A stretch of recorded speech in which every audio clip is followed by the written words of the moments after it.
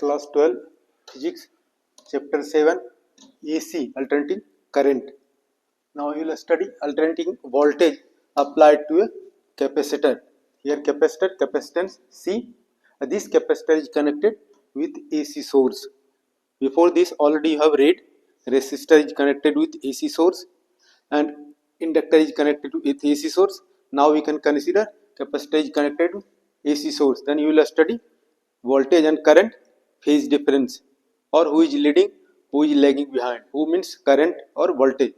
Now see, alternating source is connected to a capacitor. This alternating source is connected to a capacitor. Such a circuit known as purely capacitive circuit. ये circuit क्या हो गया? Purely capacitive circuit.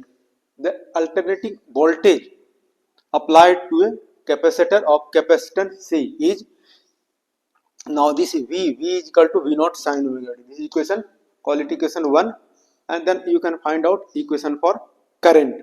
Now let Q be the current, Q be the charge on the capacitor. This you are getting, let Q be the charge on a capacitor and its potential difference across the capacitor is V. V be the its potential difference.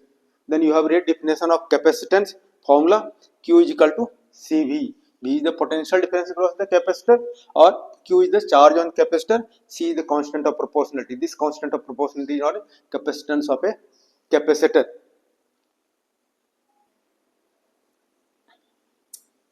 Now Q is equal to CV.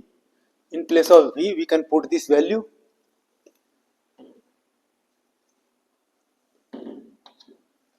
Equation 1 you are seeing, V is equal to V naught sin omega t, और Q is equal to CV. V के place पर ये value put करते हैं, तो C हो गया और V के प्लेस पर V naught sin omega t. तो now current you have read I is equal to dq by dt, current rate of flow of charge. अब इस Q के प्लेस पर, because you have to find out expression for current, V का expression मालूम है और current का, तो in place of Q you can put this value. This value means C V naught sin omega t. Q के place पर C V naught sin omega t. C V naught constant है, इसको left side लिख लिया. अब ये sign है, sign का डिफरेंशिएशन क्या हो गया? cos omega T. और एंगल का डिफरेंशिएशन क्या हो गया? ये ओमेगा टी का, ओमेगा कांस्टेंट, इसको बाहर निकालोगे तो dt by dt 1. तो now this you can write down. यहाँ देखो V है और C ओमेगा को अपने इस तरह लिखा 1 by C ओमेगा. इसको ऊपर जाएगा फिर यही रिलेशन आ जाएगा, C V naught ओमेगा और cos ओमेगा टी. अब ये 1 by C ओमेगा को प्लेस पर हमने लिखा है XC. XC क्या है? Capacitive reactance. इसका C का कैपेसिटर का रेसिस्टेंस है. इस रेसिस्टेंस को रेसिस्टेंस नाम नहीं दे करके अनदर नेम से कॉल करते हैं, दैट इज कैपेसिटिव रिएक्टेंस. उसको रिप्रेजेंट करते हैं XC से. XC इज इक्वल टू क्या हो जाएगा? 1 by C ओमेगा, और this is known as capacitive reactance. तो अब I is equal to V naught XC, और V naught XC जो है V naught by XC, that is from Ohm's law I naught. I naught means peak value of AC. Peak value means maximum.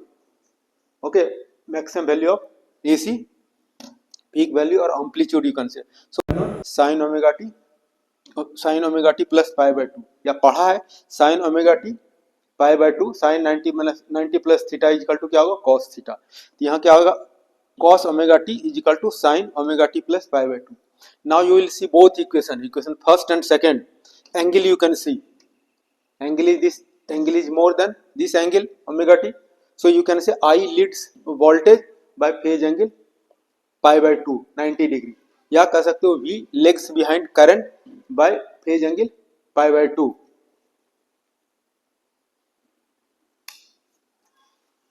Now from equation first and second we are getting I leads V by phase angle pi by 2, या दूसरे ढंग से कह सकते हो V lags behind I by phase angle pi by 2. इसको phasor diagram में show कर सकते हैं. वी कैन रिप्रेजेंट एंगल, देख सकते हो ओमेगा टी, इस तरह से V नॉट को रिप्रेजेंट कर सकते हैं. इसका प्रोजेक्शन क्या हो जाएगा? ये V हो जाएगा, this V projection of V naught. अब ये I leads V by phase angle pi by 2. So this you can show, this will be how much angle? 90 degree. I leads V by phase angle pi. Lead करेगा इसको ऊपर लिखा होगा, ओ x reference line के ऊपर, negative होगा legs behind करेगा तो नीचे दिखा जाएगा। अब ये इसका आई नॉट का प्रोजेक्शन क्या होगा, यहाँ परपेंडिकुलर ड्रॉ करो, this is your I, projection of I naught. तो this is your phasor diagram, this phasor diagram we can represent V and I.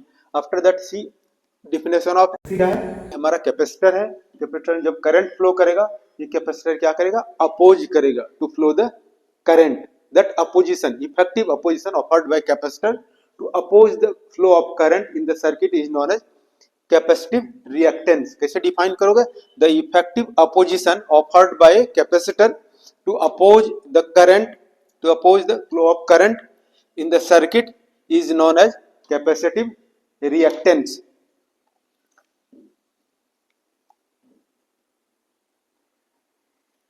Now you can see for DC current and AC current. For DC frequency क्या होता है, zero होता है। Now XC is equal to 1 by C omega, omega के place पे लिख सकते हो 2 पाई न्यू। अगर C का वैल्यू यहाँ जीरो पुट करोगे तो XC क्या हो जाएगा, इनफाइनाइट हो जाएगा। यानी इसका रेसिस्टेंस क्या हो जाएगा, अगर डीसी सोर्स से कनेक्ट करें, रेसिस्टेंस अगर इसको डीसी सोर्स से कनेक्ट करोगे, ये हम अगर डीसी सोर्स से, this if you are connecting with battery cell DC source से,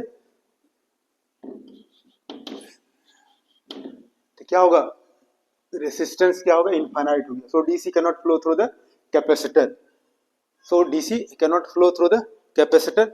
नाउ फॉर एसी, एसी के लिए फ्यू फ्रीक्वेंसी कितना है, 50 है इंडिया में, यूएसए में क्या है 60 हर्ज, फाइनाइट वैल्यू है। अब यहाँ पर वैल्यू पुट करोगे, फाइनाइट वैल्यू, ये डिनोमिनेटर है, इसका क्या होगा, स्मॉल वैल्यू होगा, एक्सी क्या होगा, small finite value. So AC can flow through the capacitor with some opposition. Thank you for watching.